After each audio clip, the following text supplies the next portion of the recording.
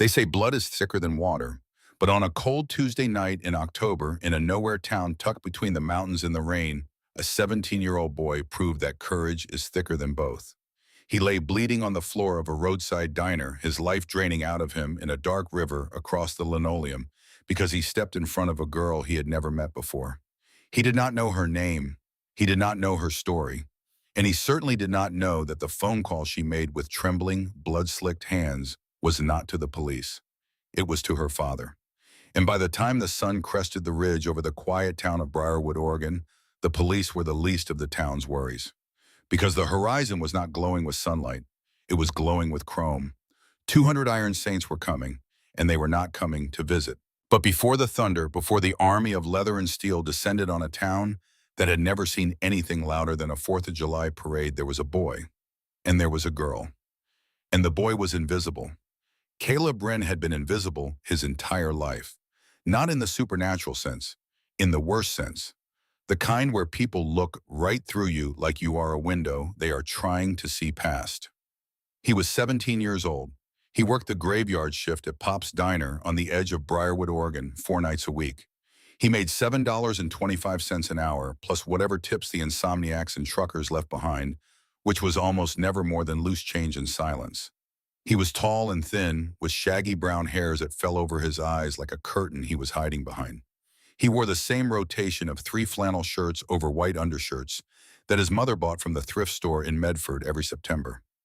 His sneakers had holes near the toes. His hands smelled permanently of fryer grease and industrial soap. He had a quiet voice and a habit of looking at the floor when adults spoke to him, not because he was shy exactly, but because he had learned early that the world paid more attention to you when you were not asking it to. His mother, Nora Wren, was a small woman with tired eyes and hands rubbed red from years of hard work. She held 2 jobs: nights at the hospital, laundry feeding sheets and towels into machines that hissed and rumbled through the dark hours. Days cleaning houses on the east side of town, scrubbing bathrooms and mopping floors for families who left cash on the kitchen counter and never learned her last name.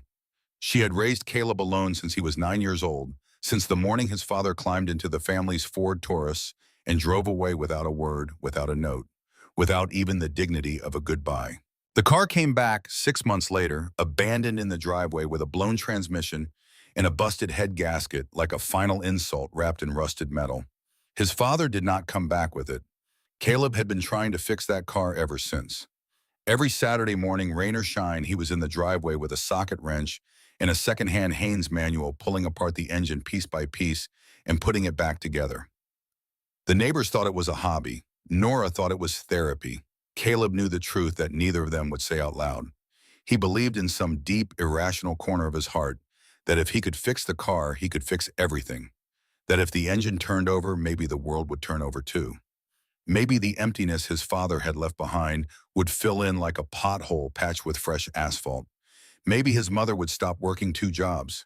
Maybe the house would stop feeling like a place where someone was always missing. It never turned over, but he kept trying every Saturday, every week, because Caleb Wren did not know how to quit on something, even when the something had already quit on him. Briarwood was the kind of town that existed in the margins. It sat in a valley between 2 ridges of the Cascade foothills, surrounded by dense Douglas fir forests that pressed in on all sides like dark green walls. The main street was 4 blocks long. There was a hardware store run by a man named Gus, who had been old for as long as anyone could remember. There was a barber shop with a striped pole that had not spun since the motor burned out in 1998. There was a white clapboard church with a bell that rang at 6 every morning, and a bar called the Rusty Nail that closed at 10 on weeknights because there was nobody left to drink past 10. The population sign at the edge of town read 2,847, but that was optimistic. Half the houses on the back roads had been empty since the mill closed in 2003. The young people left for Portland or Eugene or anywhere that had a future. The old people stayed because they had nowhere else to go. Briarwood was a town that time had forgotten and progress had skipped over, a place where the most exciting thing in recent memory was the high school football team making the state quarterfinals 2 years ago. They lost by 31 points, but the town still talked about it like it was the moon landing. Pop's Diner sat at the edge of town where Route 9 met the 2-lane highway that led to everywhere else. It was a squat, flat-roofed building with aluminum siding that had once been white and was now the color of old teeth. A neon sign buzzed in the rain. 24 hours. The H in hours was burned out, giving the sign a lopsided, tired look that matched the building perfectly. Inside, the floor was checkered, black and white, scuffed, and stained by decades of boots and spilled coffee. The boots were red, vinyl cracked with age, the foam padding showing through like wounds. A jukebox sat in the corner, unplugged, gathering dust. The air always smelled the same: burnt coffee, industrial cleaner, and the faint, permanent ghost of bacon grease that had seeped into the walls and the ceiling tiles and the very bones of the building. That was where Caleb was standing on Tuesday night when the girl walked in.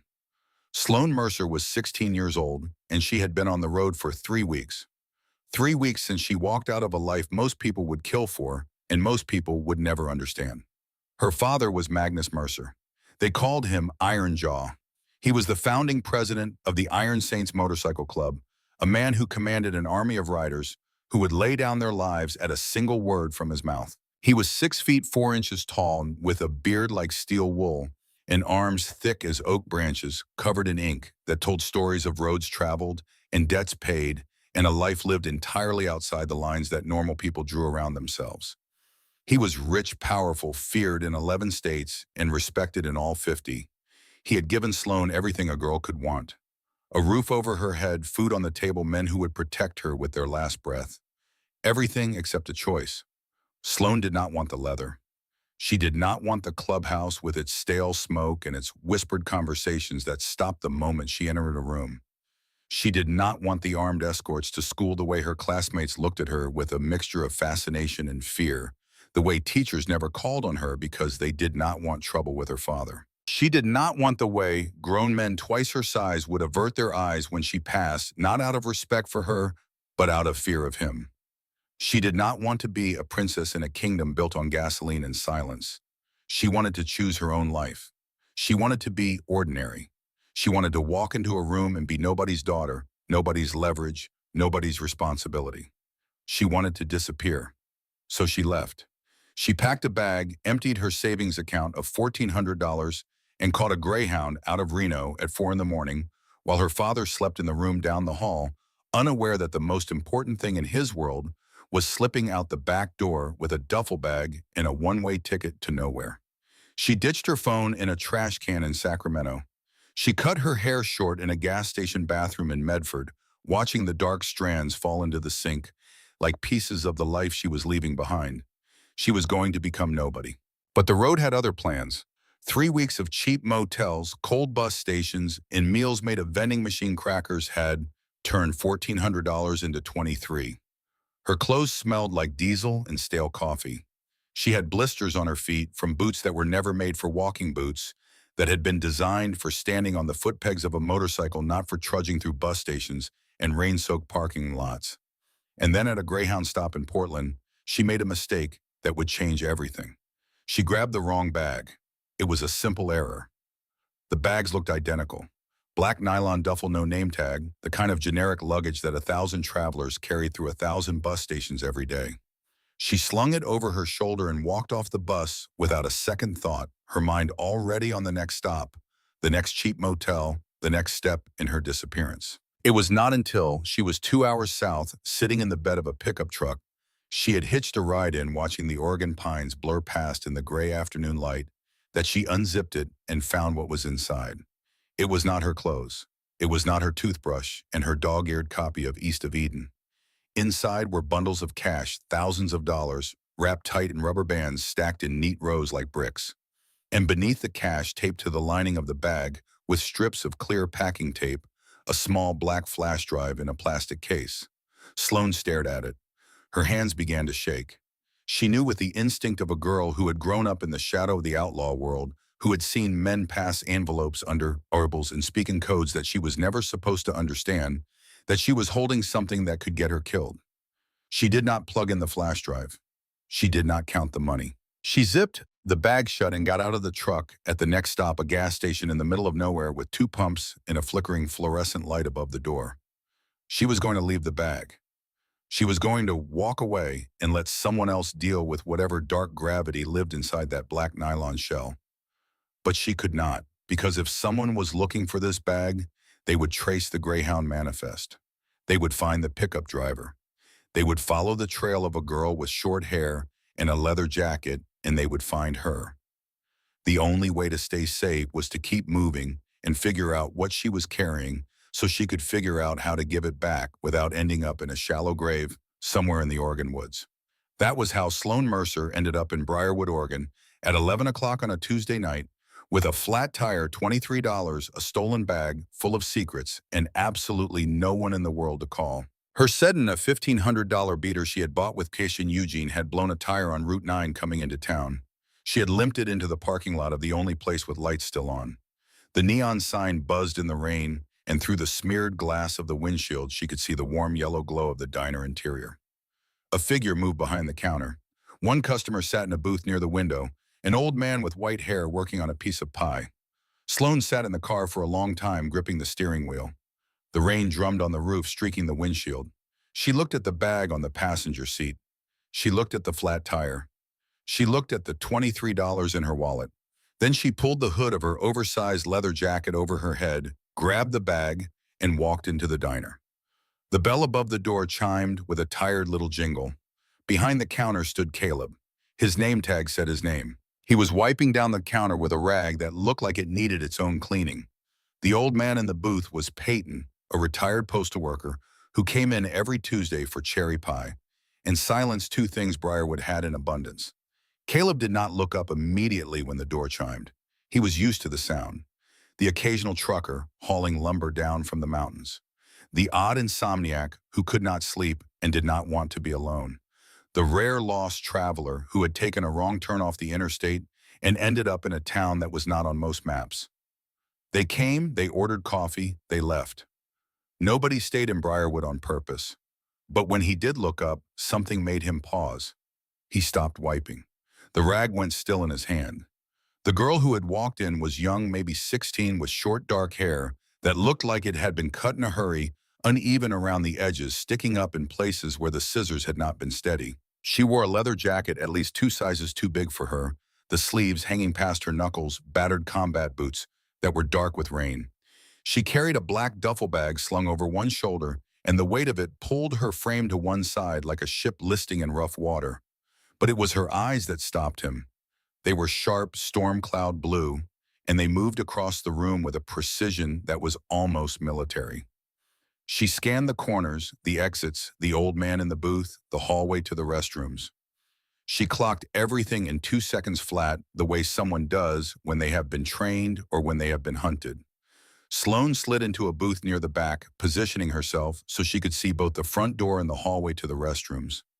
She set the bag on the seat beside her, one hand resting on it like she was protecting something precious or something dangerous. She did not take off her jacket. Caleb walked over with a menu and a glass of water. The menu was laminated and sticky, the edges curling with age. "Black coffee," Sloan said. Her voice was steady but quiet, the voice of someone who had learned to take up as little space as possible. "And fries if you have them." "We always have fries," Caleb said. He paused. She was not looking at him. She was watching the parking lot through the window, watching the rain come down in silver sheets against the neon glow. "Rough night," he said. It was the most he had said to a customer in weeks. He was not sure why he said it. Maybe because she looked the way he felt most days. Alone, tired, and a long way from anywhere that mattered. Sloan looked up at him.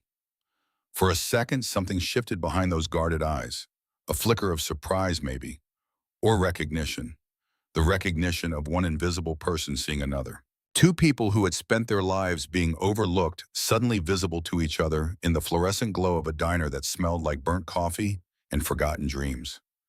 "Just passing through," she said. She was not just passing through.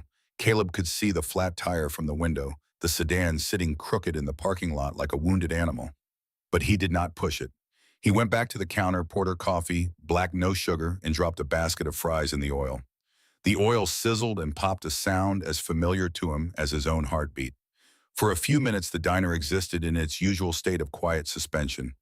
Rain on the roof, hum of the refrigerator, sizzle of the fryer. Old Peyton turned a page of his newspaper. The clock on the wall ticked its slow, steady rhythm. The world outside was dark and wet, and the world inside was warm and small, and for those few minutes nothing bad could reach them. Caleb brought Sloane her coffee and fries. She wrapped both hands around the mug like she was trying to absorb the warmth through her skin, like she had not been warm in a long time. "Your tire is flat," Caleb said, setting down the fries. "I know, I have got a jack in the back. I can take a look when my shift is over if you want." Sloane really looked at him for the first time. She studied his face with those careful eyes reading him the way she had been taught to read people, looking for the angle, the motive, the hidden agenda. He was skinny, a little awkward, with kind eyes behind all that hair. He was offering to help a stranger at midnight in the rain, and he was doing it because he did not know how not to. There was no angle. There was no motive. He was just a boy who saw someone who needed help and could not look the other way. "You do not have to do that," she said. "I know," Caleb said, and he almost smiled. It was a small thing, barely a twitch at the corner of his mouth, but it was real. It was the most honest expression she had seen on a human face in 3 weeks. He went back behind the counter. Sloane ate her fries, slowly sipping her coffee. For the first time in 3 weeks, the knot in her chest loosened just slightly. There was something about this place, this sad little diner, in this forgotten town, this boy with his dish rag and his quiet kindness that made her feel like she could breathe. That feeling lasted exactly 4 minutes. The bell above the door chimed again, and the air in the diner changed. It was not a sound. It was a shift, like the barometric pressure dropping before a storm, like the moment before lightning strikes, when every hair on your body stands on end and the air tastes like copper. Sloane felt it before she saw it. Her hand moved instinctively to the bag beside her. 4 men walked in. They were not locals. They were older, mid-20s, wearing expensive streetwear that looked absurdly out of place in a diner that smelled like burnt grease in desperation. 2 of them were thick, heavy-set, with the flat-eyed look of men who had done ugly things and would do them again without hesitation. The third was wiry and twitchy, his eyes darting around the room like a rat looking for an exit. But it was the fourth man who made Sloane's blood turn to ice. He was lean, with sharp cheekbones and a tattoo of a scorpion crawling up the side of his neck. His eyes were dead, not angry, not cruel, just empty, like a shark's eyes, like looking into 2 holes where a soul should have been. He moved with a lazy confidence, hands in the pockets of his black jacket, a smirk pulling at the corner of his mouth. The smirk of a man who enjoyed fear the way some people enjoyed music. His name was Rafferty. He spotted Sloane immediately. His smirk widened into something that was almost a smile, but had none of a smile's warmth. "Well, well." His voice was slick and mocking, the kind of voice that inflicted fear the way some people inflicted bruises casually and with pleasure. The little runaway princess. Sloane did not scream. She did not run. She had been raised in a world where fear was a weapon, and showing it was the same as handing someone a loaded gun. She set her coffee down slowly and gripped the edge of the table until her knuckles went white. "Leave me alone, Rafferty." Her voice was flat, controlled. "I told you people I am done. You do not get to be done, sweetheart." Rafferty stepped closer. The other 3 men fanned out behind him, blocking the path to the front door.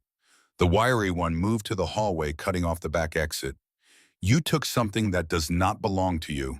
My employer is very unhappy. He wants the bag, and he wants you in a car. Right now."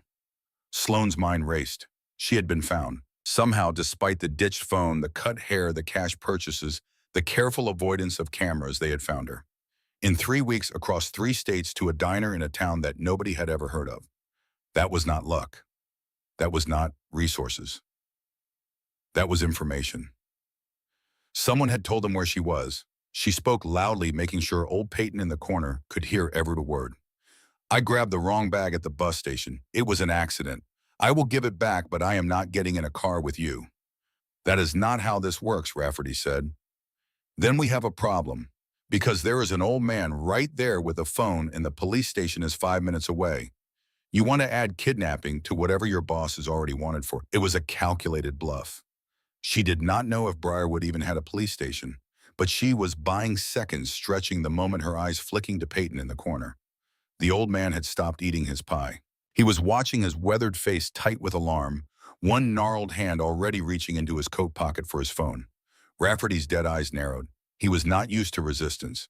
He was especially not used to it from a teenage girl. Last chance, princess. Get up, bring the bag, and walk out that door. Or this gets ugly. Sloane stared at him. She did not move. No, she said.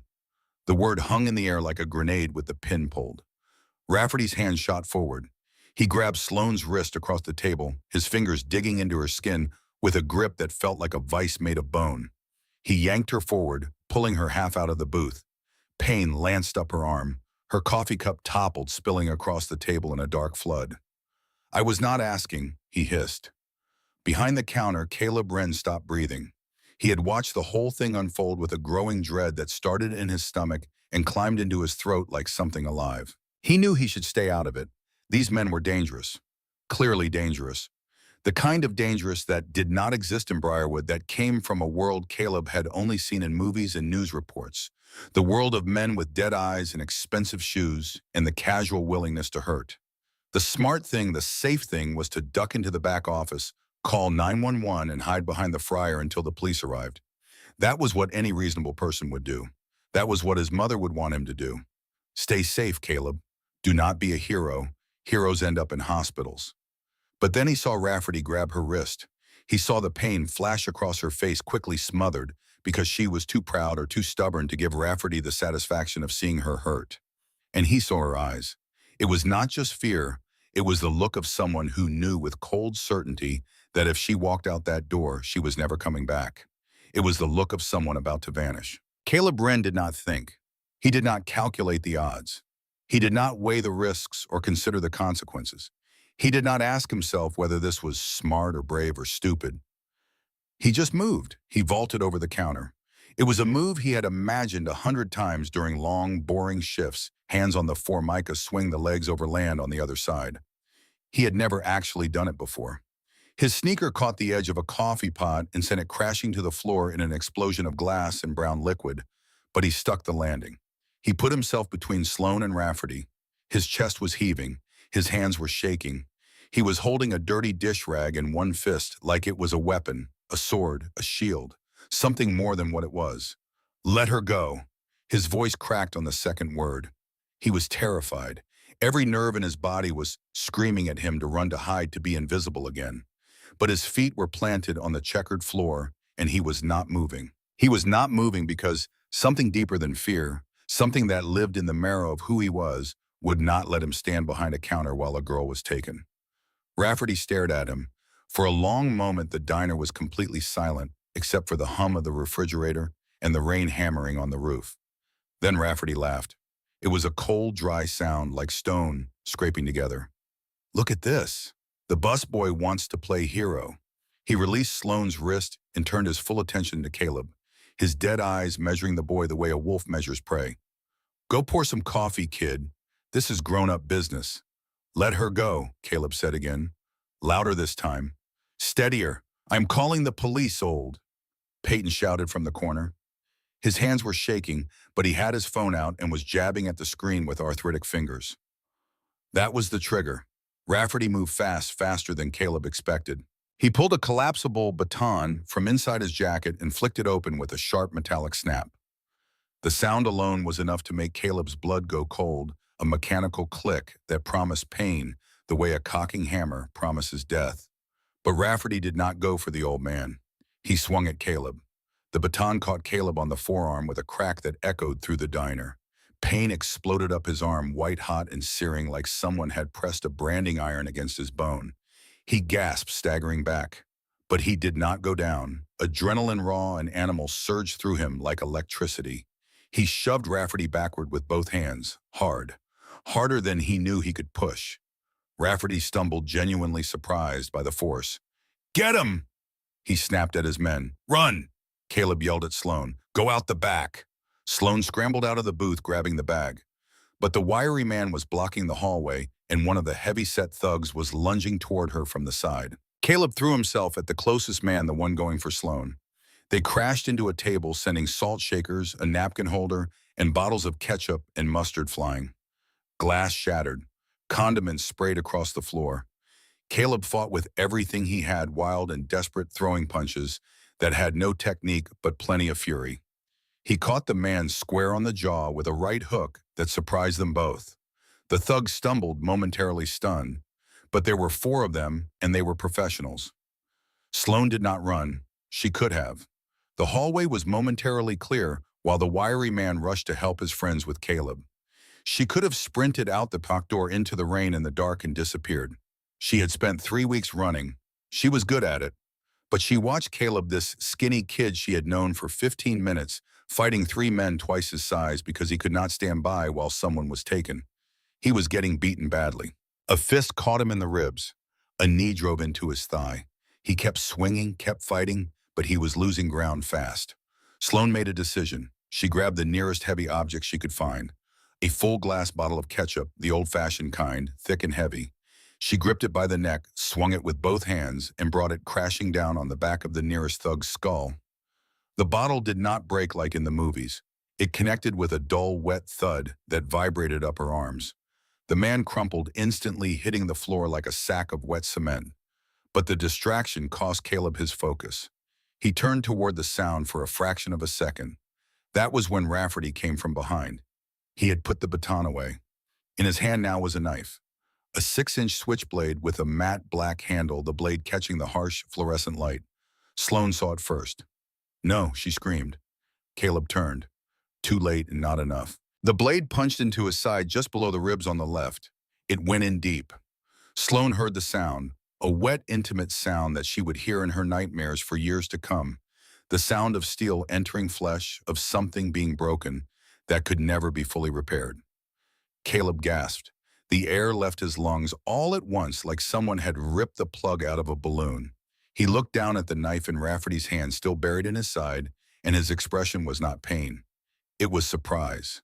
Pure, uncomprehending surprise, as if his body had not yet informed his brain what had happened.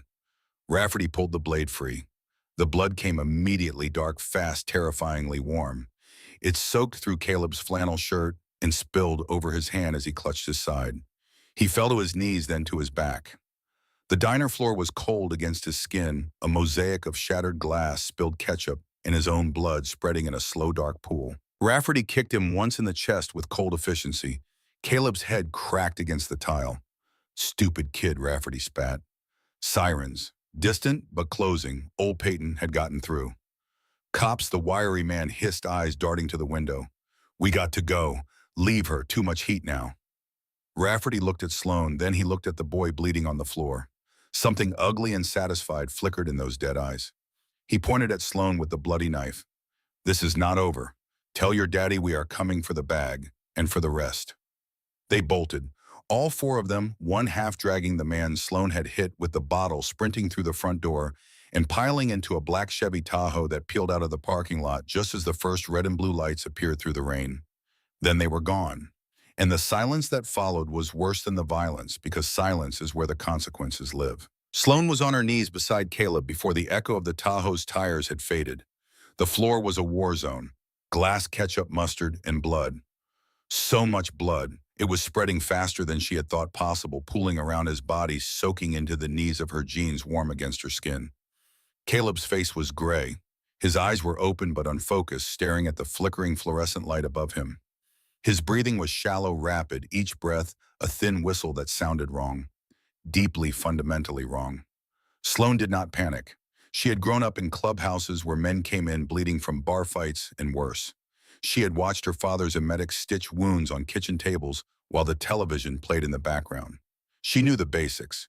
She ripped off her leather jacket, balled it up, and pressed it against the wound in Caleb's side with both hands, leaning her full weight into it. "Stay with me," she said. Her voice was calm, forceful, the voice of a girl who had decided that this boy was not going to die on her watch. "Stay with me, Caleb. Look at me. Do not close your eyes." Caleb blinked. His gaze drifted to her face. He coughed and blood flecked his lips. Pink, frothy. That was bad. Sloane knew it was bad. It meant the blade had gone deep enough to reach the lungs or close to them. "You are okay," Caleb whispered. His voice was barely there, a dry rasp like dead leaves on concrete. "They did not take you," No, Sloane said. Tears were burning her eyes, but she did not let them fall. "Not yet. No, they did not. Because of you, you held the line." Caleb tried to smile. It was lopsided pale, and it broke something inside Sloane that she did not know could break. Good, he breathed. That is good. Then his eyes rolled back and his body went slack beneath her hands. Old Peyton was beside her, his gnarled hands pressing a stack of diner napkins against the wound alongside hers. His face was white, but his hands were steady. The hands of a man who had carried mail bags through blizzards for 40 years and knew how to keep going when the world was coming apart. Ambulance is coming, girl. 3 minutes. He is strong. He will make it. Sloane did not take her hands off the wound. She did not look up from Caleb's face. She kept pressure. She kept talking. She told him to hold on. She told him the ambulance was close. She told him she was not going to let him go. She meant it. She meant it more than she had ever meant anything in her 16 years on this earth. 3 minutes felt like 3 hours. The ambulance arrived with the police. Paramedics rushed in, took over, cut away Caleb's shirt, started IV lines. They worked fast, their voices clipped and urgent. They loaded Caleb onto a stretcher and into the back of the ambulance with a speed that told Sloane everything she needed to know about how bad it was. When people moved that fast, it meant there was no time to waste. Sloane stood in the middle of the ruined diner, covered in blood. Caleb's blood. Her leather jacket was soaked dark. Her hands were red up to the wrists. She was shaking not from cold, but from the delayed shock of adrenaline finally releasing its grip. A deputy tried to talk to her. She could not hear him. The sirens were still screaming. She followed the ambulance to the hospital. She walked because her car had a flat tire and nobody had thought to offer her a ride. She walked 2 miles in the rain, carrying the black duffel bag over her shoulder, her boots splashing through puddles that reflected the red and blue lights of patrol cars racing past her toward the diner. She did not feel the rain. She did not feel the cold. She felt only one thing. A burning crystalline resolve that settled into her bones like molten iron cooling into steel. This was her fault. All of it.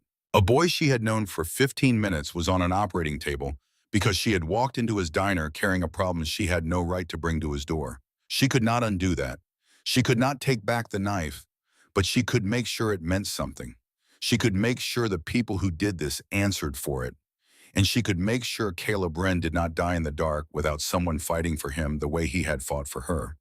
The Briarwood County Hospital was a small building, 2 stories brick, with a parking lot that held maybe 40 cars.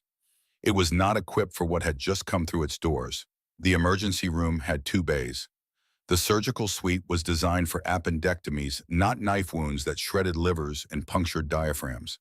Dr. Ashford, the lead trauma surgeon, a lean man with silver hair and steady hands, arrived 9 minutes after Caleb, still pulling on his scrubs.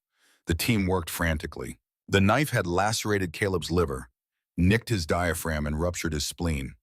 He was losing blood faster than they could replace it. Sloane sat in the waiting room. The fluorescent lights buzzed above her, casting everything in a flat, sterile white. She was still wearing Caleb's blood. A nurse offered her a change of clothes. She refused. She did not deserve clean clothes, not while he was in there fighting. At 3 in the morning, Dr. Ashford emerged from surgery, looking like a man who had been in a prize fight and only barely won. His scrubs were sweat-soaked. His eyes were bloodshot. The boy made it through surgery, Ashford said, and Sloane's entire body sagged with a relief so physical it was almost violent. But it was close. The blade lacerated his liver and nicked his diaphragm. We had to remove his spleen. He has lost a massive amount of blood. He is in a medically induced coma. What are his chances? 40%, Ashford said. If he does not develop an infection and if his vitals stabilize over the next 48 hours, he has a fighting chance. But I will not lie to you. It is going to be close. 40%, less than a coin flip. Sloane felt the number land in her chest like a stone thrown into still water. Ripples of dread spreading outward. Nora Wren arrived at 3:15. She was a small woman, thin, with tired eyes and hands red and rough from years of hard work. She came in a coat thrown over her nightgown, her hair unbrushed, her face a mask of terror. When she saw Sloane, she froze. "Are you hurt?" Nora asked, because that was the kind of woman she was. Even in the worst moment of her life, her first instinct was to care for someone else. "No, ma'am," Sloane said. "This is not my blood. It is Caleb's. He saved my life tonight." Nora's face crumbled. She collapsed into a chair, pulling a rosary from her coat pocket. The beads clicked, softly between her fingers. a tiny rhythmic sound that filled the silent waiting room like a heartbeat. Sloane sat down across from her. She could not leave. She tried to explain that help was coming, that the medical bills would be covered. But how do you explain to a terrified mother that a biker army is descending on her town because her son was brave enough to stand up? You do not explain. You just sit with her. You hold the silence. You share the weight. They sat together through the darkest hours of the morning. Two strangers bound together by a boy's courage in a pool of blood on a diner floor. Nora prayed. Sloane watched the clock.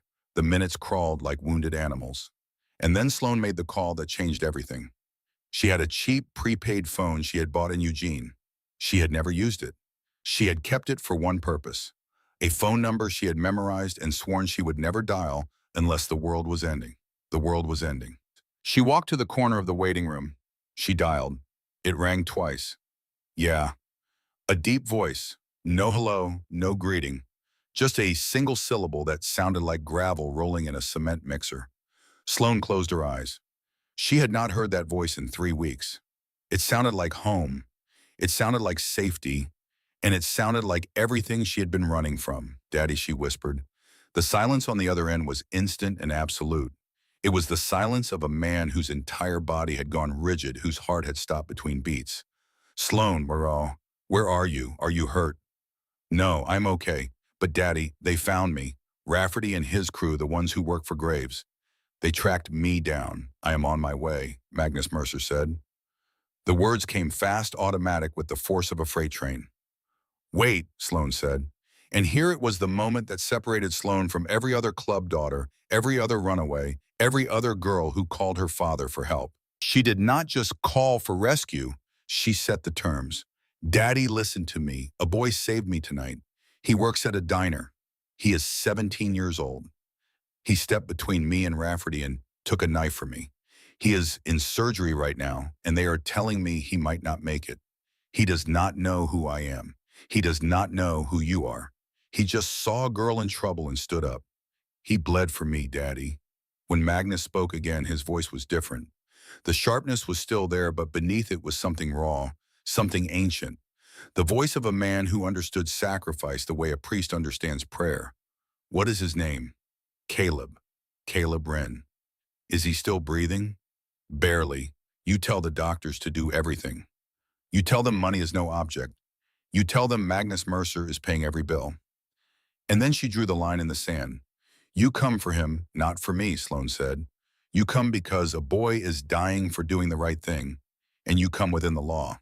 No rivers, no ditches, no disappearances.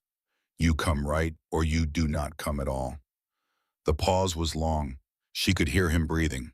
She could hear faintly the sound of boots on concrete. He was already moving.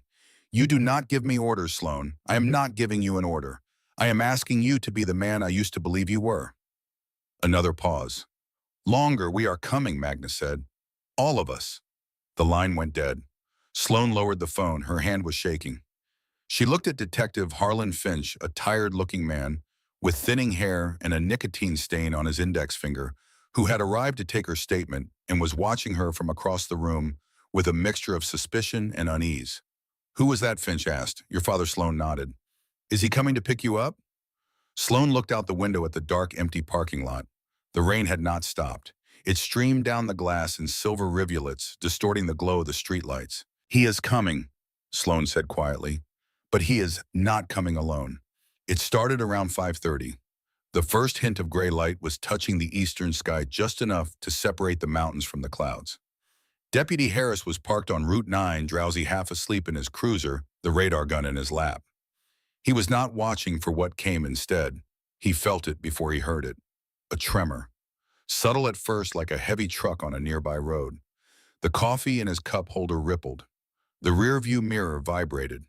Then came the sound. It started low, a drone, like a swarm of hornets far away. But it grew. It deepened. It turned into a roar that was not a roar, but a thunder. A rolling, continuous thunder that shook the windows of his cruiser and rattled the fillings in his teeth. V-twin engines, the distinctive, syncopated heartbeat of American iron. Not one, not 10, hundreds. Harris looked in his side mirror. His jaw dropped. Cresting the hill 2 miles back, a wall of headlights appeared. They stretched across both lanes of the highway, three abreast, running lights blazing like the eyes of an advancing army. The lead bike was a massive custom Harley Road King, blacked out with ape-hanger handlebars, and a rider who looked less like a man and more like a monument carved from granite and leather. Harris fumbled for his radio. "Dispatch, this is Harris on Route 9. We have a situation." By the time the sun fully broke over the ridge, the roar had consumed Briarwood. Citizens waking for work peered through their curtains and saw something out of a fever dream. A river of black leather and polished chrome rolling down Main Street, shaking the autumn leaves from the trees, rattling the windows of the hardware store, drowning out the church bells that rang at 6 every morning. They turned onto Elm Street toward the hospital. Sloan heard them before she saw them. She was standing at the window of the waiting room. Nora was asleep in the chair behind her, finally claimed by exhaustion. The first light of dawn was coloring the sky in shades of ash and steel. Then the glass began to vibrate. The sound rose from the earth like something alive. A rumble that grew into a growl that grew into a roar that shook the pictures on the walls. Sloan pressed her hand against the window. She felt the vibration through her palm, through her bones. They came around the corner in a wave. Row after row of motorcycles' headlights, blazing chrome gleaming in the early light. They filled the parking lot. They spilled onto the street. They lined the sidewalks. 200 machines, 200 men arranged in perfect rows like soldiers on a parade ground. At the front, the massive Road King killed its engine. The silence that followed was deafening. 200 engines cut out in a wave, one after another, the silence spreading through the formation like a held breath. Magnus Ironjaw Mercer dismounted. He was 6'4", with a beard like steel wool, and arms thick as oak branches covered in ink that told stories of roads and brotherhood and a life lived outside the lines. He took off his helmet and hung it on the handlebar. He walked straight toward the sliding glass doors. Behind him, 200 men dismounted and stood in ranks, silent arms crossed, waiting. Inside the waiting room, Sloan watched her father push through the doors. He filled the room with his presence the way a thunderstorm fills a valley. Nurses froze. An orderly dropped a clipboard. Even the hum of the fluorescent lights seemed to quiet. His eyes found Sloan. "Daddy," she said. She did not run to him. She stood her ground because that was what she had promised herself she would do. She would not collapse into his arms like a little girl, not now. Not after everything she had done to prove she was more than that. But Magnus crossed the room in 3 strides and wrapped her in his arms anyway. For one moment, the mask slipped. He was not a club president. He was not Iron Jaw. He was a father who had not slept in 3 weeks, who had torn the West Coast apart, looking for his daughter, who had driven through the night fueled by nothing but terror and love. He held her so tight she could not breathe. She let him, just for a moment. Then she pulled back. "I am okay," she said, looking up at him with those fierce storm cloud eyes. But he is not. Room 304, his name is Caleb Wren, 40% chance. His mother is right there. Magnus released Sloan. He turned. His eyes found Nora Wren, who had been jolted awake by the noise and was now standing trembling, backed against the wall, clutching her rosary as if it were the only thing between her and the end of the world. Magnus walked over to her. The leather of his cut creaked with every step. His boots were heavy on the linoleum. He was a terrifying figure, a mountain of muscle and ink and scars, and Nora was shaking so hard the rosary beads were clicking. He stopped in front of her. He slowly removed his sunglasses. His eyes were red-rimmed from the wind and the worry and the long night ride, but they were kind. Unexpectedly, unmistakably kind. He went down on one knee. The president of the Iron Saints knelt on the scuffed linoleum floor of a county hospital in front of a cleaning lady in a nightgown. "Ma'am," Magnus said. His voice was a low rumble, but it was gentle, reverent. "My name is Magnus Mercer. Your son saved my little girl's life last night." Nora stared at him. She could not speak. Her lips moved, but no sound came out. "There is no debt I can pay that equals what he did." Magnus continued.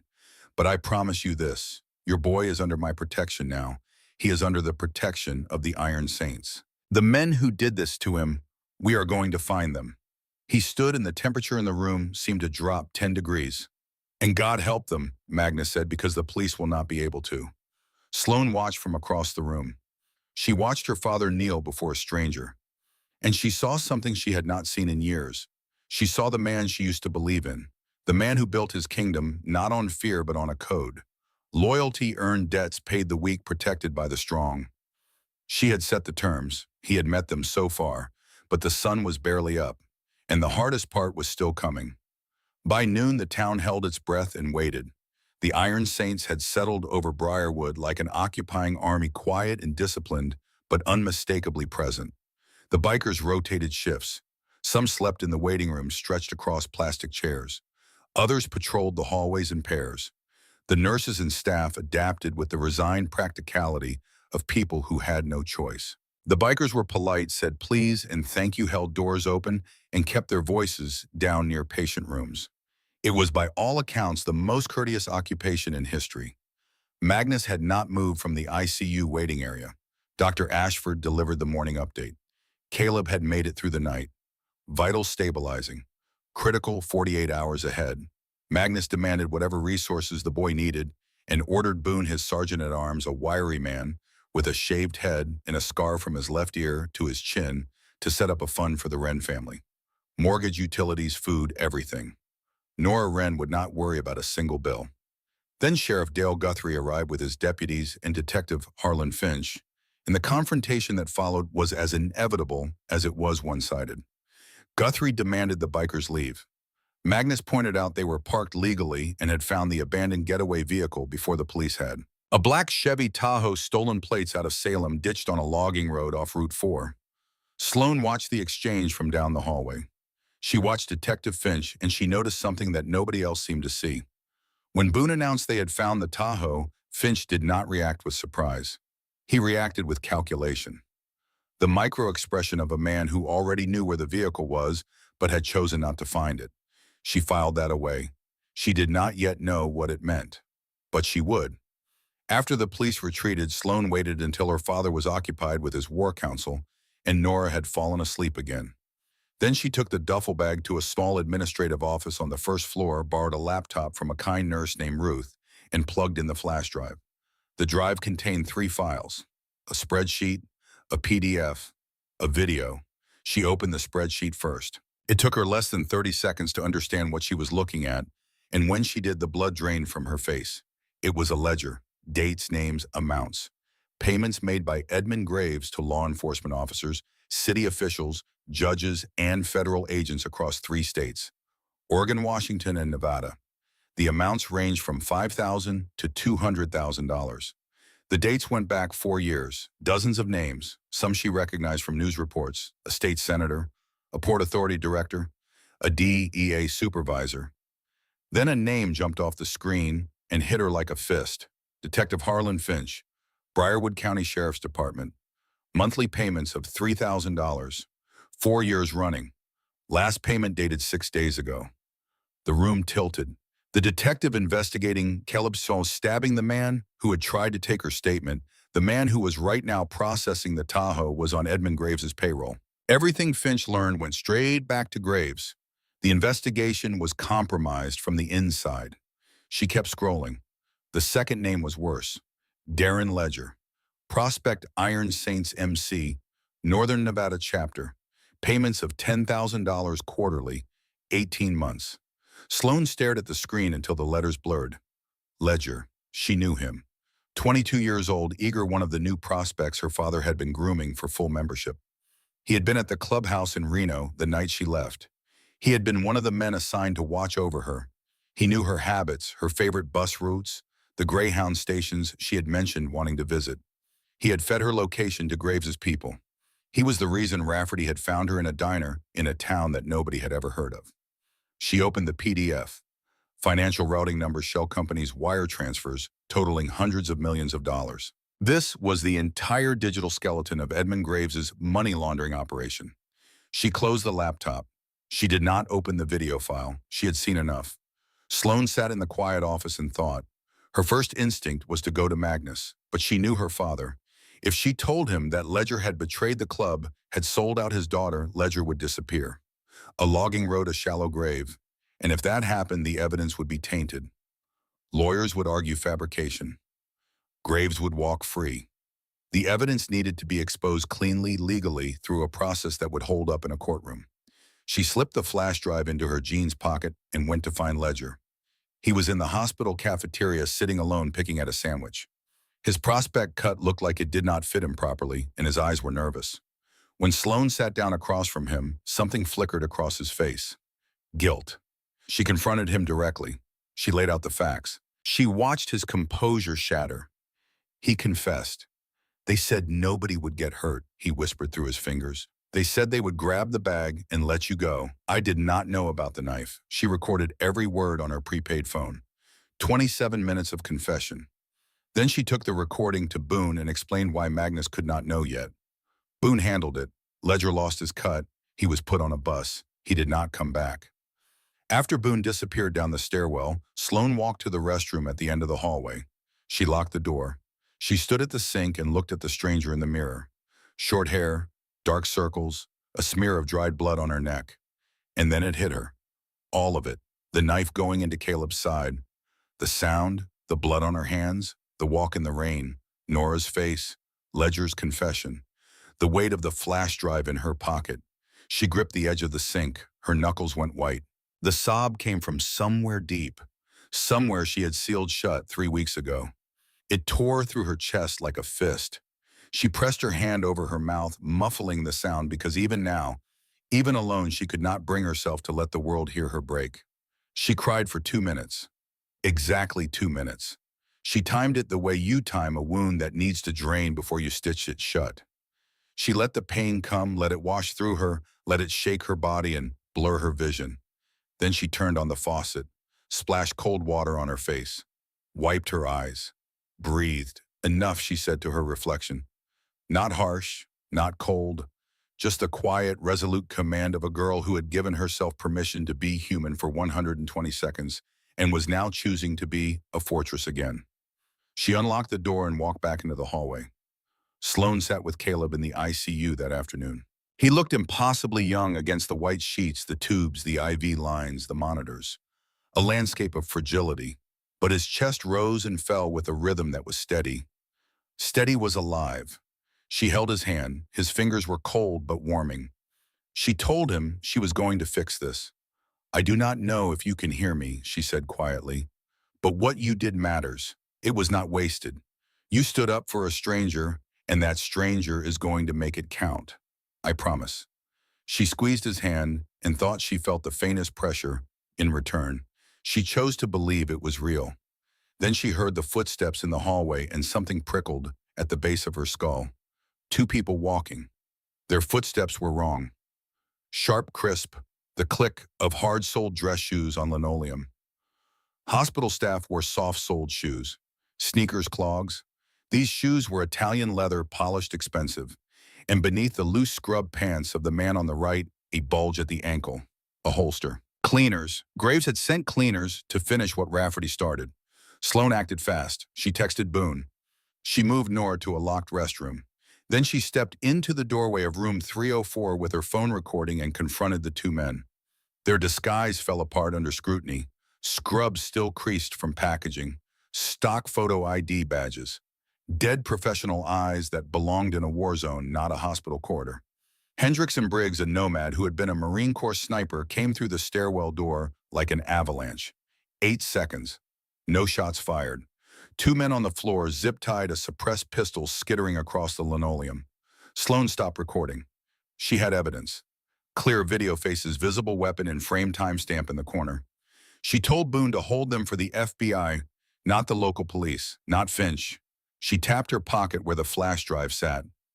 Detective Finch is compromised. He is on Graves's payroll. Everything goes federal or everything falls apart. Then she went to Magnus and told him all of it. The flash drive, the ledger, Finch Ledger's betrayal, the cleaners.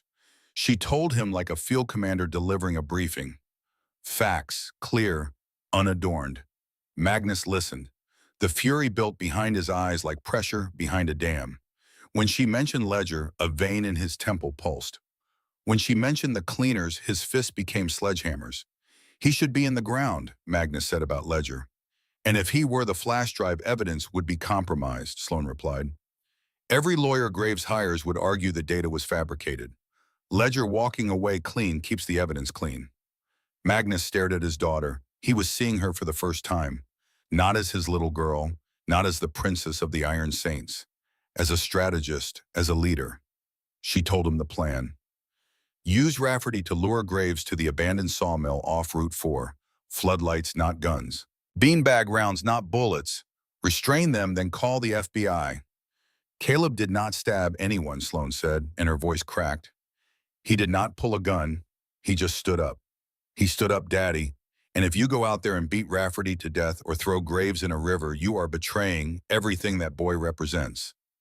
Magnus's eyes were wet. He would deny it later. Beanbag rounds, Sloan said. Non-lethal. Everyone goes home breathing. Everyone goes to prison, not to the morgue. Magnus exhaled through his nose. The sound of a bull being told to stand down. Non-lethal. Fine. But if they shoot first, we finish it, Fair Sloan said. At 6:45 that evening, Boone and 4 nomads brought Rafferty to the hospital basement. The motel room breach took 15 seconds. Rafferty sat in a folding chair, his scorpion tattoo distorted by bruises, his dead eyes alive for the first time with something that looked like fear. Sloan sat across from him and laid out his options. Call Graves and lure him to the sawmill, or face 25 to life as a co-conspirator with no one to cut a deal with. Rafferty calculated. Gears turned, exits closed. He made the call. Midnight Graves agreed. Before she left the hospital, Sloan stopped at room 304 one last time. She stood over Caleb's bed and memorized his face. The shaggy hair pushed back by a nurse. The bandages, white against white. I am going to do something tonight that scares me more than anything I have ever done, she said. But I keep thinking about you, about the way you jumped over that counter with nothing but a dish rag. You did not have a plan. You did not have backup. You just moved. Because it was right. So I am going to move too. And when you wake up, this is going to be over. All of it. I promise. She touched his hand. His skin was warm, warmer than it had been that afternoon. She walked out without looking back. The old Briarwood sawmill sat on a high bluff overlooking the Deschutes River Fork, a skeletal ruin of rusted corrugated metal and rotting timber that had been surrendering to the Oregon elements for decades. The main warehouse was a vast cathedral-like space, 2 stories of open floor, beneath a lattice of steel catwalks and overhead beams. The roof was half gone, stripped by winter storms letting in the sky and the rain. Sloan arrived at 9:33 hours early. She had drawn the layout on a napkin. She had identified catwalks, machinery positions, blind spots, choke points. She had calculated sight lines and positioned 6 high-intensity construction lamps, each capable of throwing 14,000 lumens. She had made Boone repeat the plan twice and corrected him when he got a detail wrong. She was 16 years old and she was commanding a military operation. The nomads moved through the sawmill like ghosts. Several were former military. 2 had done tours in Afghanistan. Briggs, the Marine Corps sniper, knew how to set an ambush the way a surgeon knows how to hold a scalpel. They rigged the floodlights in the rafters wired to a single switch that Sloan would hold from the catwalk 30 feet above the floor. Each man carried a shotgun loaded with beanbag rounds. Each man also carried a sidearm with hollow points in case the world stopped listening to good intentions. Magnus took his position at midnight. He stood alone in the center of the warehouse, a solitary figure in the vast, dark space lit by a single work lamp that cast his shadow across the debris like a sundial marking the final hours. Rafferty sat tied to a chair behind him, gagged and bruised a prop in the final act. Sloan climbed to the catwalk at 11:45. The metal rungs were slick with rain and rust. She crouched behind the railing, the floodlight switch in her left hand, her phone in her right. She looked down at her father standing alone in the dark and felt a terror so profound it nearly buckled her knees. If this went wrong, he would be first in the crossfire. She pushed the fear down, locked it away. There would be time for fear later. Right now, there was only the plan. At 12:07, Boone's voice crackled in her earpiece. 2 SUVs, black Cadillac Escalades. Armored, military grade. Sloan's stomach dropped. She had planned for 4, maybe 5 men, not armored vehicles and professional soldiers. Hold positions. Nobody moves until I say. The Escalades rolled through the loading bay door like hearses, dark and deliberate. They stopped 20 yards from Magnus. 6 men stepped out. Not street criminals, private military contractors. They moved with fluid, lethal economy, checking corners, scanning darkness, suppressed carbines at the low ready, night vision goggles atop their heads. Then Edmund Graves stepped out. He was a disappointing figure. Small slight wearing a charcoal wool overcoat that probably cost more than Nora Wren made in 6 months. Thin hands, wire-rimmed glasses, the fastidious manner of a man who viewed the world as a series of transactions. He held a black umbrella over his head, fussy and precise, even in a ruin. "You are not," Rafferty Graves said. His voice was bored. "Rafferty is indisposed. I am the father." Graves sighed. He checked his cuticles. "The biker. I was hoping to avoid this. It is all so theatrical." He gestured to his men with a lazy wave, the way someone might gesture to a waiter. "Kill him. Find the girl. Find the drive. Burn the building. I have a flight to catch." 6 rifles rose. 6 red laser sights converged on Magnus's chest. Sloane's hand tightened on the switch. "Now," she said. She threw the switch. The warehouse exploded with light. 84,000 lumens, all directed downward, turning the darkness into a blinding white inferno. The mercenaries' eyes adjusted to near total darkness, were hit with a wall of light that was physically painful. 2 stumbled backward. 1 dropped to a knee. The night vision goggles caught the reflected glare and became instruments of additional disorientation. The nomads moved, fast and hard from behind the machinery, from the shadows, from positions the mercenaries had not been able to check because Sloane had placed the lights to create specific blind spots. 2 beanbag rounds dropped the first mercenary. A second went down the same way. But the remaining 4 adapted in seconds. Combat veterans. Training kicked in through the shock. 2 dropped behind the armored escalades and began returning fire. Controlled aimed bursts. The suppressed carbines made a sound like angry whispers. Rounds sparked off machinery, shattered a floodlight, sent debris flying. Then the sound Sloane had been dreading. A cry of pain from the shadows. Briggs. A round caught him in the thigh as he advanced along the east wall. He went down, dragging himself behind a steel column, blood soaking through his jeans. His jaw was clenched, his hands pressing against the wound. Below her, Magnus charged a mercenary who had come around the escalade. 240 pounds, propelled by fury. He lowered his shoulder and hit the man like a freight train, slamming him into the vehicle hard enough to dent the armored panel. But the mercenary fired as he was being hit. A round tore through Magnus's leather cut and carved a furrow across his left shoulder. Magnus roared, not in pain, in anger. He grabbed the stunned mercenary and hurled him into the concrete floor. More mercenaries went down. But the last 2 found cover behind a concrete pillar near the loading bay, laying down disciplined fire that pinned 2 nomads behind a bandsaw housing. The situation was stuck. Briggs bleeding, Magnus bleeding. A stalemate in a fight that needed to end fast. But Sloane could see the 2 mercenaries from the catwalk. She was directly above and behind their position. They did not know she was there. She crawled along the wet metal grating, reached the nearest floodlight, grabbed the housing, felt the heat radiating through the casing and twisted. The beam swept across the wall and hit the 2 mercenaries full in the face from their unprotected flank. They flinched. One raised his arm, a half-second opening. Hendricks came around the pillar like a landslide, clothesline to the first. Boone swung his baton against the second man's forearm, then his knee, then his helmet. The man went limp. Silence. The fight was over. Less than 90 seconds, but it had felt like an hour. Sloane keyed her radio about Briggs. "Through and through," Boone reported. "Missed the artery. He is going to make it, but he needs a hospital. Get him out. Take the van. Go now." 2 nomads carried Briggs toward the loading bay. He was conscious, jaw clenched, one hand raised in a fist as he passed the other men. The nomads salute, still fighting. Sloane watched them go and felt the weight of command settle into her bones. She had ordered men into a fight. One of them was bleeding because of her plan. That weight would never fully lift. Magnus walked toward Graves, who had not run, had not fought, had simply stood beside his escalade, in paralyzed disbelief, his umbrella gone, his expensive coat spattered with rain and concrete dust, his glasses crooked. The look of a man whose world had been rearranged without his permission. Magnus grabbed Graves by the collar. Graves tried to speak. "You cannot. I have immunity. I have files. I know people." "Shut up," Magnus said. Not loudly, just final. He dragged Graves through the loading bay out into the rain to the edge of the bluff overlooking the river. The water far below was swollen by days of rain, a constant churning roar.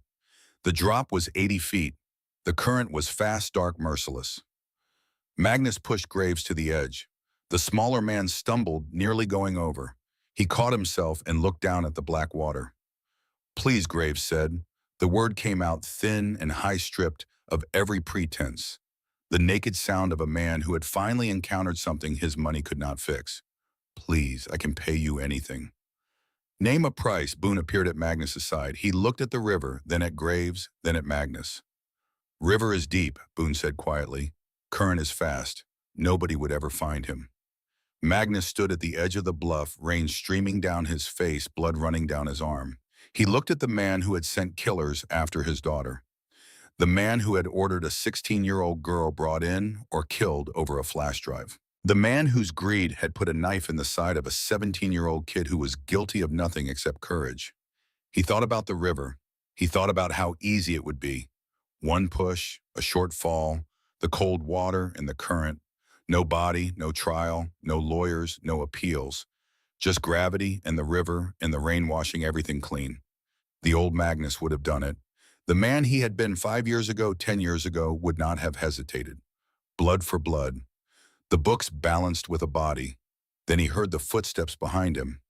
Light footsteps. Quick and sure. Sloane appeared at the edge of the loading bay. She was soaked, her short hair plastered to her forehead, her face pale in the rain. She had a cut on her palm from the floodlight housing, blood running between her fingers and mixing with the rainwater. She walked toward her father. She did not run.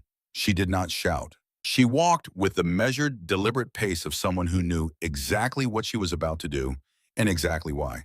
She stopped 3 feet from the edge. "Daddy," Sloane said.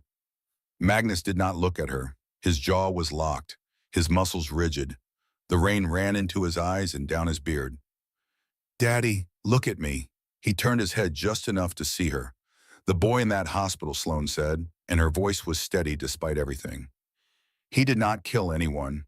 He did not break any bones. He did not throw anyone off a cliff. He walked into a fight with armed men carrying nothing but a dish rag. And he won, not because he was stronger, because he was better. He was better than them.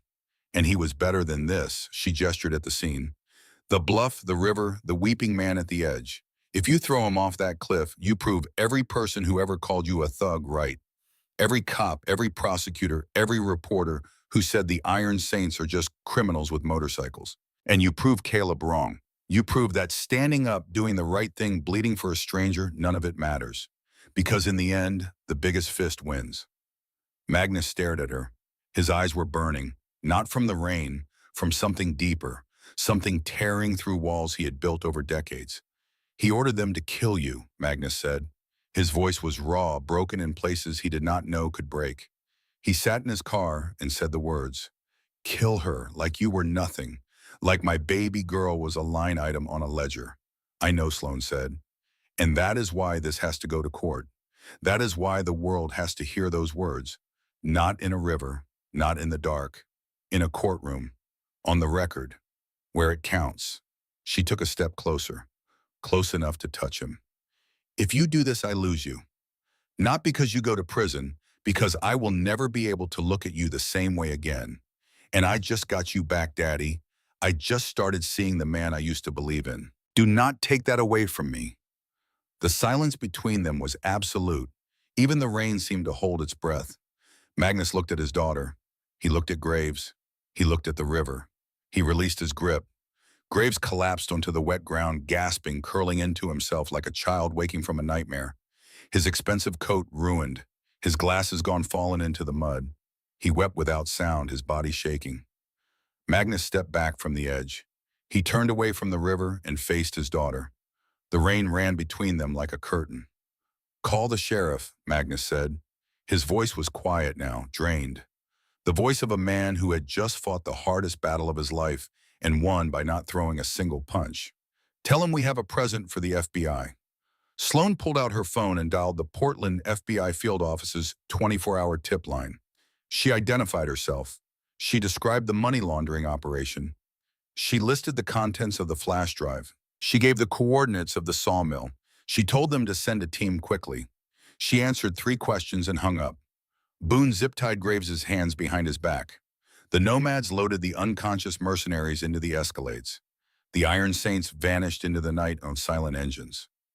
By the time Sheriff Guthrie and the state police arrived, followed 30 minutes later by 2 black SUVs from the FBI's Portland office, the warehouse was empty of bikers. All that remained were 6 zip-tied mercenaries on their knees, a battered Rafferty still tied to his chair, and Edmund Graves sitting in the mud with a flash drive taped to his forehead with duct tape. Sloane's idea. She thought it added a certain poetic symmetry. The drive back to the hospital was quiet. Sloane sat in the van, her head leaning against the cold metal wall, her eyes closed. The adrenaline was draining out of her body, leaving behind an exhaustion so complete it felt like her bones were dissolving. Magnus sat across from her, his shoulder field dressed, wrapped in gauze. It would need stitches, but he had refused treatment until Sloane was safe. "You were right," Magnus said into the darkness of the van. Sloane opened her eyes. About all of it. Ledger, Finch, the plan, the river, about Caleb, about what he represents. He looked at his scarred knuckles, the tattoos covering his arms, the leather cut that had defined his identity for 3 decades. "I have spent my whole life living by a code. Loyalty, strength, blood for blood. And I thought that was enough. I thought that was what made a man. But that kid in the hospital, he never lived by any code. He never swore any oath. He just saw someone in trouble and stood up. No backup, no army, no plan. Just him and a dish rag and more guts than any man I have ever known." He looked at Sloane. His eyes were wet. "You asked me to be the man you used to believe in. I do not know if I am that man, Sloane, but I am going to try." Sloane reached across the van and took her father's hand. His fingers were rough, scarred, calloused from decades of gripping handlebars and making fists. She held them gently. "That is all I ever wanted," she said. They rode the rest of the way in silence. Father and daughter, the storm and the mountain, connected by something stronger than blood, stronger than code. Connected by the choice to be better. Caleb Wren opened his eyes on a Friday morning. The first thing he saw was the ceiling. White acoustic tiles, each one dotted with tiny holes lit by a fluorescent panel that cast a flat antiseptic glow. The second thing he noticed was the beeping, a steady rhythmic pulse from somewhere to his left. The third thing was the pain. A deep, hot line of fire along his left side from his ribs to his hip, pulsing with every heartbeat. He tried to move. His body rebelled instantly. "Easy," a voice said, soft, urgent, familiar in a way he could not immediately place. "Do not try to move. You have got about 40 stitches and a missing spleen. The doctor said you are supposed to lie still for at least another week." Caleb blinked. He turned his head slowly, carefully, and saw her. Sloane was sitting on the wide windowsill, one knee pulled to her chest. She looked different from the girl who had walked into the diner 4 nights ago. The oversized leather jacket was draped over a chair, laundered, but still carrying a faint shadow of rust brown that no amount of detergent could fully erase. She wore a gray hoodie instead, soft and worn. Her face was clean, her short hair pulled back, and her storm cloud blue eyes were fixed on him with an intensity that made the room feel very small. "You are okay," Caleb said. It was not a question. It was the first thing his brain produced, the thought that had been frozen in place since the moment the world went dark on the diner floor. "Yes," Caleb Sloane said. She smiled, and it was the first genuine, unguarded smile she had allowed herself in weeks. "I am okay. Because of you." "Did I win?" Caleb asked. His voice was a dry crackle, and it hurt to speak, but the corner of his mouth turned up. Sloane let out a breath that was half laugh, half sob. "You won. You held the line, and the cavalry came. They are gone, Caleb. Rafferty Graves, all of them. The FBI has them. It is over, good," Caleb whispered. His eyes drifted shut for a moment at the morphine pulling at him. "That is good." Another voice, warm, breaking with emotion. Caleb opened his eyes again. His mother was there. Nora stood beside the bed, her hand pressed to her mouth, tears streaming down her face. She had not slept in 4 days, had barely eaten, had worn a path in the linoleum between the waiting room and the ICU. But in this moment, with her son's eyes open and focused, She looked like a woman who had just witnessed a resurrection. "Hey, Mom," Caleb said. Nora collapsed forward, wrapping her arms around him as gently as she could, pressing her face into his shoulder, her body shaking with sobs that she had held back through days of terror and prayer. "My boy," she whispered. "My brave, stupid, wonderful boy." Caleb winced at the pressure on his side but did not complain. He held his mother with his free arm and let her cry. After a while, the door opened. The air shifted the way it always did when Magnus Mercer entered a space. Not because he was loud, but because he was a force, and forces did not need to announce themselves. He was not wearing his cut today. Dark t-shirt that strained across his broad chest, heavy denim jeans, left arm in a sling, the shoulder wound bandaged beneath the fabric. But he could not hide what he was. He filled the doorway like a wall. His beard was the color of iron filings. His arms were mapped with ink that told decades of stories. He carried a motorcycle helmet in one hand and a small paper bag in the other. Caleb's eyes widened. "You are him," Caleb rasped. "The dad," I am, Magnus said. His voice was quiet, almost reverent, as if he were entering a church. He walked to the bedside, his boots making barely a sound. He looked down at the bandages, the tubes, the fragility of a 17-year-old kid who worked at a diner and had never been in a fight before the one that nearly killed him. Magnus extended his hand. It was massive, engulfing Caleb's completely. But he did not squeeze. He held the boy's hand with a gentleness that seemed impossible for a man that size. "You saved my world, son," Magnus said. His voice was thick with an emotion he had spent a lifetime suppressing. "There are not words for that. There is not enough money in the world to pay for that. You gave me back my daughter." Caleb looked at the big man, feeling the calluses on his palm, the rough geography of a life lived with fists and handlebars. "I just could not let them take her," he murmured. "He had a knife. She was scared. It was not right." No, Magnus agreed. It was not right, and most men would have run. Most men would have hid. You stood up. He released Caleb's hand and reached into his pocket. He pulled out a set of car keys and placed them on the bedside table. "My boys went by your house," Magnus said. "We saw the Taurus in the driveway. Transmission was shot. Head gasket was blown." Caleb winced. "Yeah, I was saving up." "It is fixed," Magnus said. "New transmission, new engine, new paint. We even fixed the AC. It runs better than the day it rolled off the lot." Caleb stared at him. The car. The car he had been trying to fix every Saturday for 8 years. The car his father had left behind like a broken promise wrapped in rusted metal, fixed, running, whole. Then Magnus reached into his other pocket and pulled out a second set of keys. Heavier. The key fob bore the silver shield of Harley-Davidson. "I figured a young man who stared down a knife deserves something with a little more soul," Magnus said. "Something that understands the wind. There is a 2024 Iron 8 8.3 Sportster in your garage. Matte black custom exhaust paid in full. Insurance and registration handled." Caleb looked at the keys in his palm. His throat was tight. His eyes were burning. "I cannot accept this," he whispered. "You are not accepting a gift," Caleb, Magnus said, his tone shifting from warm to solemn. "You are accepting a tribute." He looked at Nora, who was watching from the other side of the bed, her eyes wide with disbelief. "We set up a trust in your name this morning," Magnus said. "Full ride, tuition, books, housing, engineering school, medical school, whatever you choose. The Iron Saints are picking up the tab." Nora covered her mouth. A sound escaped her that was somewhere between a gasp and a prayer. "Mr. Mercer, you do not have to." "I do," Magnus said, cutting her off gently. "He bled for my family. Mrs. Wren, my family will sweat for his. That is the code." He turned back to Caleb. "You are family now, kid. You understand. You have brothers in every state. You ever have trouble, you ever feel unsafe, you make one call, and we answer." Caleb looked at his mother. She was radiant. Her exhaustion and grief transformed into a pride so fierce it seemed to fill the room with light. He looked at Sloane, watching from the windowsill, with a smile that reached her eyes for the first time since they had met. For the first time in his life, Caleb Wren, the invisible boy from Briarwood, the background character in his own town, felt seen. He felt valued. He felt like he mattered. "Thank you," Caleb whispered.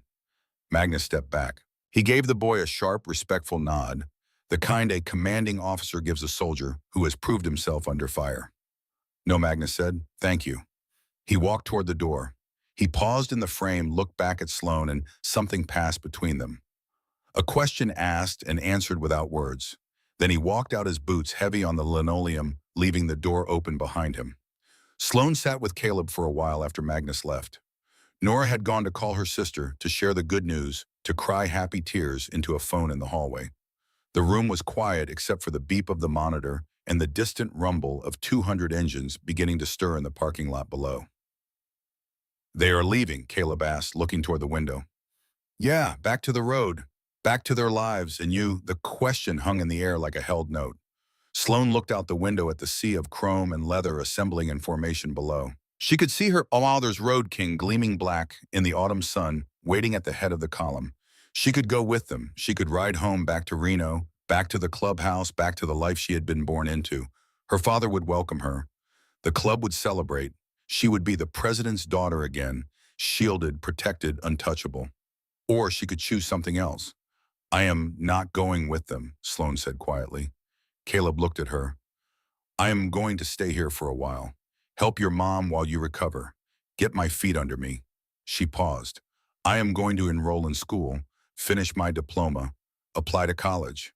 College, Caleb blinked. For what? Law, Sloane said, and the word felt right in her mouth, solid and true, like a key turning in a lock. I spent my whole life watching people solve problems with fists and money and fear. I want to learn how to solve them with words, with evidence, with the law. She looked at him, and there was something luminous in her expression, a clarity that came not from desperation, but from conviction. You changed something, Caleb. You did not throw a punch. You did not pull a weapon. You stood in front of a girl with a dish rag and said no. And that was enough. That was more powerful than 200 motorcycles. I want to spend the rest of my life being that kind of powerful. Caleb was quiet for a long moment. Then he smiled. A real smile, wide enough to crease his pale cheeks and make the pain in his side feel very far away. Law school, he said. That is going to make your dad's head explode. Sloane laughed. A real laugh, sudden and bright and surprised. The laugh of a girl who had forgotten she was capable of it. He will survive. He is tough. A knock at the door, soft. Boone stood there holding a black leather vest. He handed it to Sloane without a word and walked away. She brought it back to the bed and held it up so Caleb could see. It was not a full member's cut. It was high-quality leather, clean and new, without the patches and rockers that marked a patched member. But on the left breast, a single patch was stitched in white thread against the black leather, protected by the Iron Saints. My dad left this for you, Sloane said. She draped it over the back of the chair beside Caleb's bed. Wear that and nobody anywhere will ever touch you again. From the parking lot below, the sound began to rise. It started as a low rumble, like the first tremor of an earthquake vibrating through the walls and the floor and the glass. Then it grew, building in layers, engine after engine, joining the chorus, until the sound was a living, breathing force that shook the pictures on the walls and made the water in the pitcher on Caleb's bedside table tremble. 200 engines roared to life in unison. Sloane walked to the window and looked down. The formation was perfect.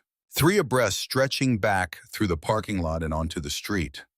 A river of black and chrome flowing toward the highway. At the head, Magnus's Road King rumbled with deep, unmistakable authority. She placed her hand against the glass. She could feel the vibration through her palm, through her bones. Magnus did not look up. He did not wave. He kicked his bike into gear, and the column moved. 200 machines rolling in perfect formation, their pipes singing a song that the town of Briarwood would talk about for generations. They rolled down Elm Street, past the hospital, past the diner that was still closed behind yellow police tape, past the hardware store, and the barber shop in the church. They turned onto Route 9 and headed for the highway, the sound of their engines fading slowly like thunder rolling away after a storm. Sloane watched until the last taillight disappeared beyond the ridge. Then she turned back to the room. Caleb was watching her. His eyes were heavy with morphine, but they were warm. You really are not going, he said. No, Sloane said. She sat back down on the windowsill and pulled her knee to her chest. I am done running, Caleb. I am done hiding. I am done being someone else's story. She looked out the window at the empty road, at the quiet town settling back into its ordinary rhythm, at the pale October sun climbing above the ridge and spilling golden light across the valley. "This is where I start my own," she said. "The legend of Briarwood spread the way all great stories do. In whispers at first, then in louder voices, then in the kind of full-throated telling that happens in diners and barber shops and around fires when the night is long and the audience is willing. They told the story of the boy who stole between a girl and a knife with nothing but a dish rag and his own 2 feet. They told the story of the girl who called an army but commanded it with her conscience. They told the story of the father who knelt before a cleaning lady and chose the law over the river. And they told the story of the night that 200 engines shook a town awake and reminded it what thunder sounds like when it comes to answer courage. Caleb Wren made a full recovery. He graduated from high school, enrolled in engineering school on the Iron Saints scholarship, and eventually opened his own restoration shop in Portland, specializing in classic American muscle cars and vintage motorcycles. The matte black Iron 883 Sportster sat in the front window of his shop for years, polished and gleaming, a reminder he never needed to explain to anyone. The Ford Taurus his father had left behind ran for another 100,000 miles before Caleb finally retired it to the back of the shop, not because it was broken, but because it had done its job. It had taught him that some things are worth fixing even when the world tells you to give up. Sloan Mercer finished high school in Briarwood. She graduated valedictorian. She went to college, then law school. She passed the bar on her first attempt. She never wore the leather again, but she kept a photograph of her father in her office next to a framed menu from Pop's Diner, the one with the coffee ring stain and the ketchup smear that might have been ketchup and might have been something else. She specialized in federal prosecution, and in her first year as an assistant district attorney, she helped bring down a corruption ring that spanned 2 states. The flash drive had been the first domino. She made sure it was not the last. Detective Harlan Finch was among the 19 law enforcement officers indicted in the federal sweep that followed the Graves case. He pleaded guilty to 12 counts of public corruption and was sentenced to 14 years in a federal penitentiary. He never set foot in Briarwood again. Briggs recovered fully from his leg wound. He rode for another 12 years before retiring to a cabin in Montana with a German shepherd named Gunshot in a view of the mountains that stretched all the way to the horizon. He never talked about the sawmill, but on certain nights when the wind was right and the stars were out, he would sit on his porch and listen to the silence, and he would remember the sound of a 16-year-old girl's voice crackling through a cheap radio, saying the word that saved a dozen lives. Now, Magnus Mercer continued to lead the Iron Saints for another decade. He never spoke publicly about what happened in Briarwood, but those closest to him noticed a change after that October. He was quieter, more deliberate. He still commanded with authority, but the authority had shifted from the gravity of a man who could destroy to the gravity of a man who chose not to. He visited Briarwood once a year, always in October, always alone. He would park his Road King outside Pop's Diner, which had reopened under new management with a fresh coat of paint and a working neon sign, and he would sit in the booth where Caleb had served coffee to a girl with storm cloud eyes, and he would drink his coffee black and leave a $100 tip on the table. He never explained why to anyone. He did not need to. Edmund Graves was convicted on 47 federal counts, including money laundering, conspiracy, corruption of public officials, and ordering the attempted murder of a minor. He was sentenced to life without parole. In his sentencing hearing, the judge noted that the evidence against him was among the most comprehensive and cleanly documented he had ever seen. He did not know that the documentation had been managed by a 16-year-old girl standing in a hospital corridor over 2 disarmed assassins, calmly dictating the chain of evidence to a man with a scar from his ear to his chin. Nora Wren quit her second job. She did not need it anymore. She spent her mornings tending a small garden in her backyard and her afternoons volunteering at the hospital where her son had nearly died and been reborn. She never fully understood the world that had descended on her town that October, the chrome and the leather and the men who knelt before her and called her son a hero. But she understood the result. Her boy was alive. Her bills were paid. And a girl named Sloan brought flowers to her kitchen table every Sunday afternoon and called her ma'am, and never once let her forget that Caleb's courage had meant something. They remained close friends for the rest of their lives. Caleb and Sloan bonded by a Tuesday night in October when the world revealed itself in the starkest possible terms. Good and evil, courage and cowardice, the choice to stand or the choice to look away. They never became more than friends, though the people of Briarwood speculated endlessly. The truth was simpler and more profound than romance. They were two people who had seen each other at their most vulnerable and their most brave. And that kind of seeing creates a bond that does not need a name. It just exists steady and true, like the heartbeat of a cardiac monitor, counting the moments of a life that almost ended, but did not. The story of Briarwood reminds us of something important. It reminds us that heroes do not always wear capes or carry badges. Sometimes they wear greasy aprons and drive broken-down sedans. Sometimes they are 16-year-old girls who choose the law over the fist, the courtroom, over the river, the hard right, over the easy wrong. It teaches us that true bravery is not the absence of fear. It is the decision to stand your ground when every nerve in your body is screaming at you to run. And most of all, it reminds us that loyalty, real loyalty, the kind that bleeds and bruises and holds the line, is a currency more valuable than all the gold in the world. And in room 304, where a cardiac monitor once counted the fragile heartbeats of a boy who refused to sit down, the memory of courage lived on.